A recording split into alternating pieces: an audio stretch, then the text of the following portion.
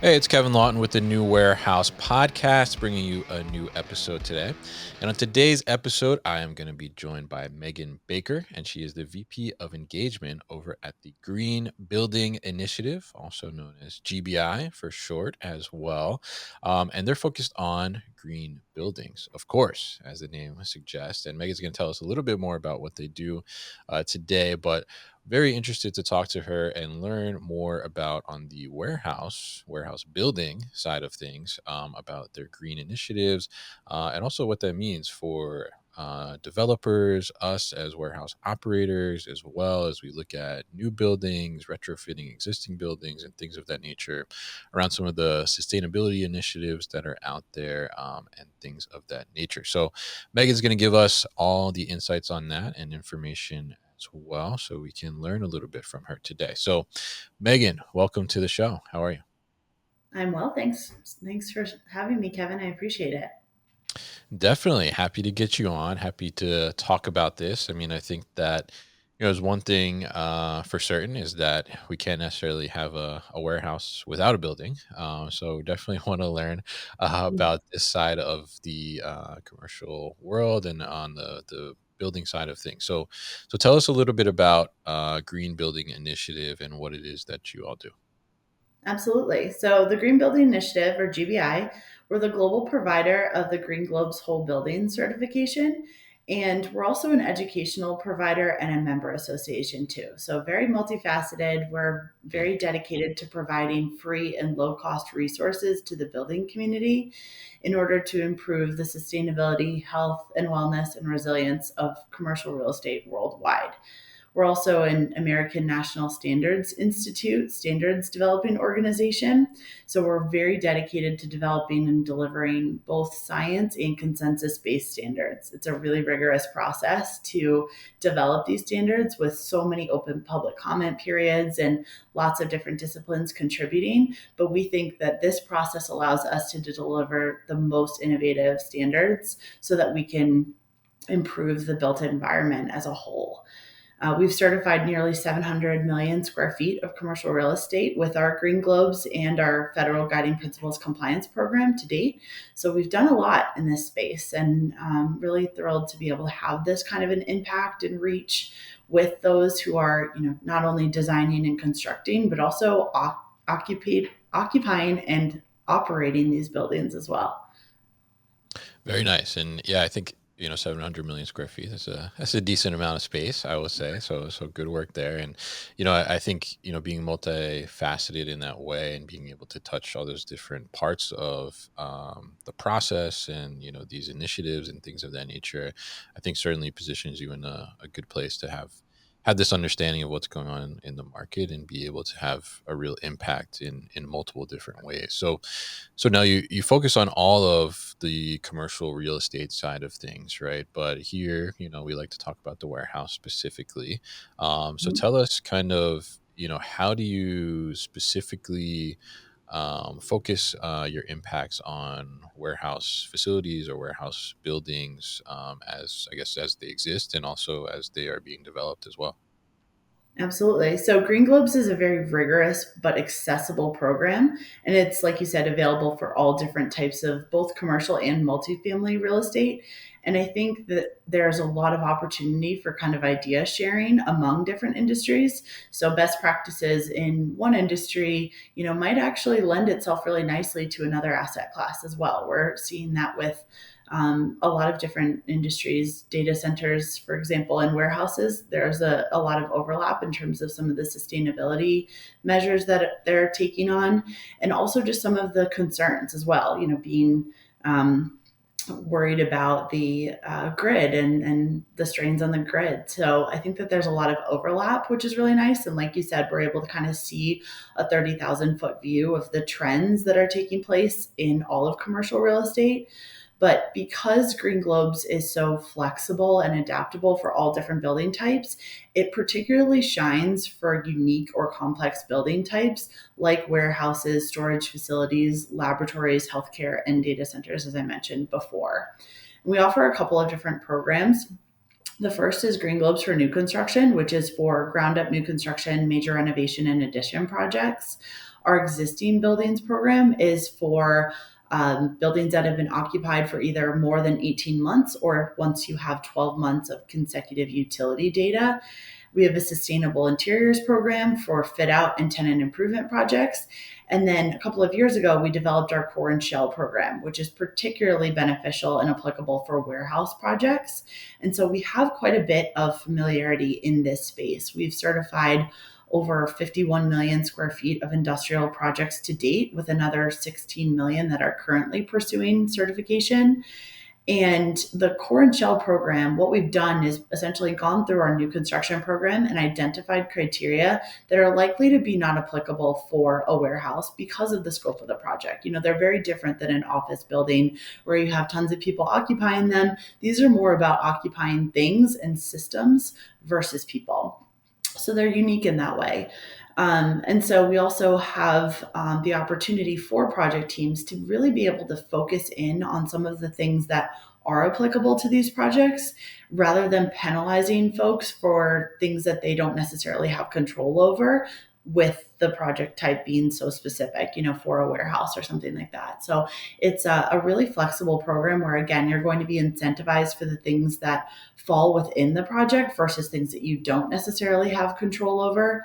And I think that a lot of times people just say, oh, warehouses, they're just a box. There's not a lot of control that we have. There's not really that many opportunities for them to be sustainable. But that's Mm. really not true. There are a lot of different opportunities when you look at, landscaping. These warehouses take up a big site, right? A big plot of land. Right. So how you're able to enhance the site around the building, but then also obviously looking within as well. So looking at the indoor air quality and minimizing your waste, whether that's in construction or operation.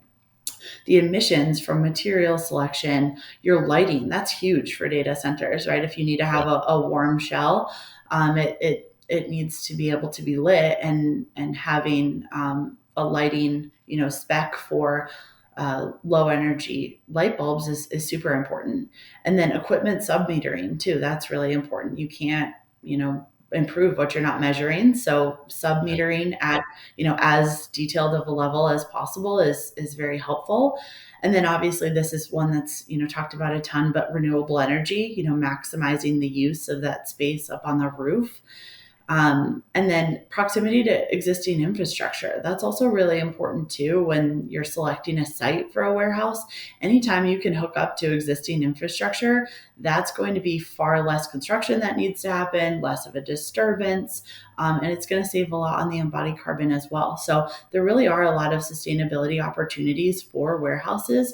It's kind of just about digging in and figuring out, okay, what is the scope of my building, and how, what do we need here? What are the goals of the actual building? And how can we kind of pair them together so that it operates efficiently, but also is resilient and just going to be an overall sustainable building. Mm. Very interesting there, and definitely a lot of different options and opportunities that you mentioned there, and even the landscaping. I didn't really think about that. So tell me a little bit about that from the landscaping perspective. I mean, obviously, putting more trees and things like that is going to increase air quality in the surrounding area and things of that nature. But I mean, is there more to that from a sustainability perspective? How does that kind of like change the green initiative there? Yeah, absolutely. If you're going into a area that has been landscaped before, or there's existing landscaping in place, being able to try to salvage some of that, rather than just like lifting it up and taking it to the dump, being able to reuse that if you can. Also looking at opportunities for native landscaping that is going to thrive, in that particular environment, not bringing in, cactuses or, some type of plant Yeah. that does not make sense in that location, right? Palm trees. Um, but so looking at native, but also drought tolerant plants as well, so that you can make sure that you're minimizing the use of irrigation. Anytime that you can Oh, I see. reuse rainwater or stormwater management to be able to irrigate your landscaping around is obviously beneficial, rather than irrigating with potable water. So definitely some advantages there too. It obviously saves on the water bill, but Mm. also is just much more sustainable option. Gotcha. Very interesting. Interesting. So, a lot of the, I guess, push for sustainability and going green, especially on like the warehouse and logistics side of the business. I mean, is due to a lot of regulations that are coming into place that have already come into play or are these like kind of 2035 goals and things that are out there. So talk to us a little bit about that, some of these like decarbonization milestones that are kind of I guess in a sense like pushing these buildings, and whether they're existing buildings or new buildings being developed, to be more sustainable. What are some of those milestones that warehouses and specifically should be aware of and should be working towards meeting so that they're not out of compliance, but also kind of making the right steps to be more sustainable? Yeah, you mentioned the regulatory environment, and that's going to Mm, be significant. That's going to be a major market driver for building decarbonization. The White House and the Department of Energy recently announced their national definition for a zero emissions building for the private sector. So that is going to have a major ripple effect on the commercial real estate market for decarbonization of buildings. So we'll continue to see different policies like that come out. This definition really is going to serve as a guide for both state and local governments and companies also setting energy and carbon reduction targets to achieve global climate goals. This does have the regulatory environment does have an impact on it, but also stakeholders are looking for this as well. They're demanding sustainability and ESG at building and enterprise levels. We're also seeing, as you mentioned, like association type commitments, such as the AIA 2030, MEP 2040. I think these decade milestones used to feel really far away, but we're coming up on them very quickly, right? So if you're not doing something now, it's going to be a mad scramble to try to make yourself in compliance with some of these, as the years continue on. So I think that we're going to continue to see new regulations pop up. We're already seeing a ton in California, local mm, law 97 in New York that also impose penalties if you're out of compliance. So, mm, making sure that rather than paying those penalties by not doing anything, pay yourself as a building owner or developer, reinvest that money into your own asset to make it more valuable rather than just paying the fines. It's really important to do that because we're not going to be able to achieve all of these collective climate goals if we're not all doing something. And I think that that's something that worries people a little bit is that it just feels like such a huge undertaking, but there's steps that can be taken sort of as a progression for getting to net zero. It's not going to happen overnight, but we all need to be doing something and have a plan in place so that we ultimately can be delivering, net zero buildings. I think that that's really important to just like kind of zoom away and say, okay, these are the things that we can do in the next year, 2 years, 5 years to get to these goals. But as more becomes automated, and we're going to see that in warehouses and data centers in particularly, the demand for energy is going to increase. So we need to be really mindful of that at a time when there's already a huge strain on the grid. People are trying to figure out where they're going to get their energy in order to power these warehouses, data centers, hospitals, other really energy intensive type buildings. So we need to make sure that we're preparing for that ahead of time so that there's not this sort of emergency, moving forward. I think that we're already getting to a place where people are nervous about it, but yeah. making sure that we're, finding more renewable and alternative ways to be powering these buildings. So, I think it's a big sort of like pie of market drivers, Mm, regulatory environment certainly being number one, but also just like stakeholder demand and just sort of the lack of power security, I guess, for the future. mm. Interesting. Yeah. Yeah. And I think there are a lot of different drivers there too, as well. And, not only from the regulatory side, which is, a pretty powerful driver, I guess, at the end of the day. Right. But also, Yeah. just from the consumer side of things and just overall more, I guess, awareness around the things that are happening out there in terms of climate and sustainability, and people are just driving towards that, to make that a part of their organization. And so I'm curious there on this side of, we have, I guess there's two sides of this, right? We have developers, right, who are building new buildings, new warehouses, right, and then we have owners, right? We have companies that already own existing buildings, and in some cases, very old buildings in a sense that were, built way before a lot of these regulations and even discussions were kind of happening. So what are you seeing in terms of, these developers and owners? I mean, how are they kind of adjusting the way they do things, whether it's the way they're building new buildings or whether it's the way they're going about adjusting the infrastructure of existing buildings to kind of meet these goals and become more sustainable? Yeah. And there's definitely two parts of this. The first being the new construction side of things. And I think that developers and owners are really beginning to realize the importance of a concept that I typically refer to as a sustainability layup, right? Like Mhm. where they're setting their tenants up for sustainability success, not necessarily kicking the can down the road to say, oh, that's not necessarily my problem. I have a triple net Mhm. lease. So that's, the bills are going to be seen and paid for by my tenant.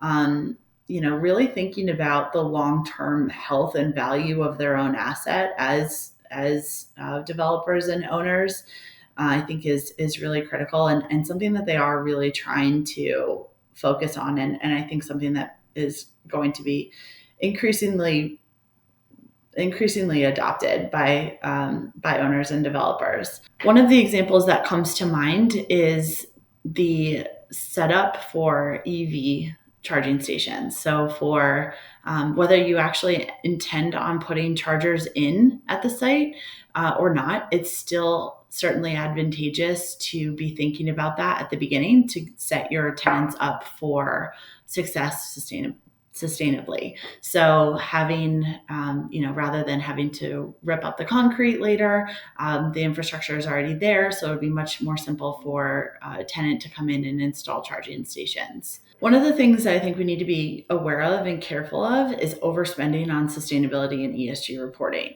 You can't improve what you're not measuring. So reporting is certainly important. But there was an IBM study that came out earlier this year that found that spending on sustainability reporting exceeds spending on sustainability innovation by 43%. So Oh, that's a wow. significant number. And that is something that everyone needs to be aware of. Yes, it's very important, again, to put out those ESG reports. And obviously, you can't improve what you're not measuring, right? But it is very critical to make sure that that funding is going to the appropriate places. So I think that that's something too that we kind of need to really hone in on and say, okay, where in my budget can we reallocate these funds so we're actually putting it back into the building? Your point to the existing buildings, right? Like it's Mhm. much harder to go in and retrofit a building to become net zero than it is to build a net zero building from the ground up. So you really need to look and see where you can sort of allocate your funds and be able to reinvest in the building in order to have more efficient systems and to become more dependent on renewable energy versus burning fossil fuels. And all of your systems and making sure that you're evaluating those as well, performing commissioning on your buildings, retro commissionings, things like that, to make sure that your systems are operating the way that they should be, but also not decommissioning systems before the end of their service life. I think that that's something that we've seen in New York as well, is that building owners are attempting to become in compliance with local law 97, but I don't think the idea was to get rid of all your systems before they're actually lived their lifespan, because Yeah. that's a lot of embodied carbon, right? So making sure that we're letting the system sort of like live out, but doing all of the other things that we can in the meantime, and then taking a look and really making sure that your capital improvements are spaced appropriately and they're feasible. I think also putting the right people in place is really important too. You really have to have buy-in from top down and bottom up as well. These types of initiatives can't just be coming from a sustainability champion, they really have to be bought in by your CFO, your CSO, your CEO, right? Your C suite, but then all of those people that are managing the building from a day to day basis as well. Mm. Interesting perspective there. I think that it's really interesting. I mean, to your point there about, changing out these systems in a sense that are still working, right? To Mhm. like basically scrap them to to bring in more sustainable systems doesn't necessarily always make the most sense. And I think that's a great call out there too around spending more on ESG reporting than actually spending more on taking action on ESG Right. initiatives and making changes. And I think that's something that, it's like you said, you need to measure it to be able to improve upon it. But if you're measuring it and then not taking any action to do the improvement, then it's kind of a waste in a sense, a little bit. So I'm curious, I mean, on these different types of things, I mean, how does GBI really like come into play here? And how does GBI help these, whether it's the developer or existing building owners? I mean, how do you guys kind of help them out to meet these initiatives and get the ball rolling so that they can achieve these milestones? Yeah, absolutely. So the Green Building Initiative, we put out as many free and low cost resources as possible, but we offer the Green Globe certification, which is again that whole building certification that looks at the sustainability, the health and wellness and resilience of all different types of commercial real estate. And again, we typically use our core and shell program when we're working with warehouses, but we also do quite a bit in the existing warehouse space as well. So both types of certifications that we're administrating in this industry.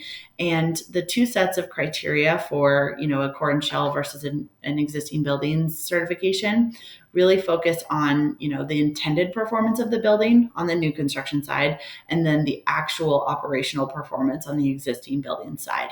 So it provides a framework. It's 1,000 total points, which sounds really daunting, but I promise it's not, because it evaluates a number of different things within the building. So it looks at a couple of different environmental assessment areas that evaluate the building, the site, the disciplines involved, your project management, your goal setting, all of that. So getting GBI and Green Globes involved early on is very advantageous, because we're actually able, through the process of certification, to provide very specific and personalized recommendations for improvement, whether that is on the new construction or existing side. So you're able to review the criteria and say, oh, I had never thought of that. Of course, we could do something like that. Or, oh, we've already been doing that, but we didn't realize this, or we can improve on this. So, Mhm. using the criteria that has been developed sort of as a guide and a framework to improve the building. And then also, we offer the services of a third party assessor as well, we refer to as a Green Globes assessor. That's an architect or engineer that they've been in the field for 10 plus years. They've undergone a very rigorous training through GBI and on Green Globes, and they are really in your corner to be a sustainability champion for you, to help you understand the criteria if you have any questions on it, understand how your design of the building, is going to provide points and reward points and credit for Green Globes, and then to actually come out and perform an on-site assessment. So the assessor will walk through the building and point things out to you, like, hey, I noticed that you didn't mark any, criteria for this, or you didn't mark yes for this, but I see visually that you're doing that. So it's a very educational experience, and it's intended to be practical. So, the assessor will write a final report after that walkthrough as well and say, here are all the things that I found that you're doing. Here are some things that you might want to improve on. And here's kind of a running list that you can take the report off the shelf every couple of years and incorporate some of these features into your CapEx budgeting, so that you have something tangible for multiple years to use it. So it's not just supposed to be sort of a one and done certification. It's really Mm. supposed to be something that you can leverage for years to come in order to improve the performance of the building. Same with existing buildings. We'll also do, that walkthrough and then have the assessor write the final report that will also provide very personalized recommendations for improvement. And we don't require recertification, but we strongly recommend it, because again, you can't improve what you're not measuring. So bringing in a third party like GBI to do this helps you not only understand things that you could be doing better, but actually does say that you're assessing it from a third party standpoint, and somebody has come in and made sure that the things that you sort of said you were doing, you're doing, and you're being rewarded for it, and you're being held accountable, so that things can't be, you know, written out of the design or something like that. So it's a very supported and educational process. Interesting. Yeah. Yeah. And I think that's super helpful too. And that you kind of gamify it in a way with 1,000 points in a sense. I think Mhm. that, helps to really understand like where we're getting and how do we get to this, especially if it's something that you've never dealt with before as an organization or a business or someone that's just been put in charge of, just, make us more sustainable, right? Or hit these Yeah. goals in a sense, right? So really a good guideline there. So tell us a little bit about, I guess, from your perspective, oftentimes I think there's been kind of maybe a misconception, or there's been kind of this narrative a little bit that to be greener, to be more sustainable, often cost more to do business, right? But tell us a little bit about, in the, I guess, the opposite sense, like how prioritizing sustainability itself can lead in some cases to cost efficiencies like over the long term. Yeah, certainly. So we incentivize an integrated design process for new construction projects always. So having all the right people at the table at the very beginning of the project is the most cost effective way for you to sort of bring in your sustainability initiatives. Having to sort of write them in later on is obviously going to cost more. So I think a lot of times that is sort of represented almost. People think that sustainability equals a higher cost, but I think that it's about the timing of when you're actually incorporating some of these sustainability things in. If you have to, if you put in windows and then 2 years later decide we need a more energy efficient window, that's going to cost quite a bit of money, right? So making sure that you're making those decisions early on, checking in on progress all the time, and making sure you have all the right disciplines that are involved in it, like making sure that your contractors are at the table with the architects, when they're doing this planning, or making sure that the building owner is at the table with the facilities managers, like the people that are actually running the buildings. It's really important to make sure that everybody is on board and everybody understands why these things are happening in order to have a greater chance of success. Whether that's just for an individual building or an entire portfolio. I also think that there's lots of opportunities for maintenance that aren't necessarily considered. And again, that kind of goes back to the concept of the sustainability layup. Some people, you know, don't want to necessarily think about the things later down the road, right? With their building, like, oh, again, it's a triple net lease. I'm not going to be paying for the utility bills. So that's sort of on them if they want to switch out the light bulbs or whatever. But, sometimes what people fail to recognize is that those light bulbs are going to last a lot longer than the light bulbs that you're maybe currently using. They're going to require a lot less maintenance. They're going to require less time that your facilities managers need to spend on ladders, putting themselves in danger, changing those light bulbs out. So there's a lot of benefits like that. That's obviously just one example. But, I also mentioned the EV charging, like making sure that the infrastructure, while you have everything up, while the ground is open, put in the infrastructure so that somebody could put in the chargers later. If you have to go back and open everything up and put the infrastructure in, that's going to be significantly more cost and time consuming. So making sure that, again, those decisions are being made early is very, very helpful. But then also trying to think a little bit past the end of your nose, not just thinking about what is the cost implications to me today? What is the cost implications of me for the future? And not just from a sustainability perspective, but also from a resilience standpoint. We've been seeing these crazy weather events, right? Where, Yeah.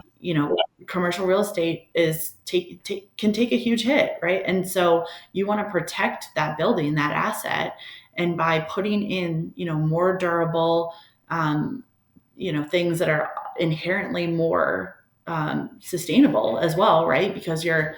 you're putting a bigger barrier between the inside and the outside of a building. So that's inherently going to be more energy efficient.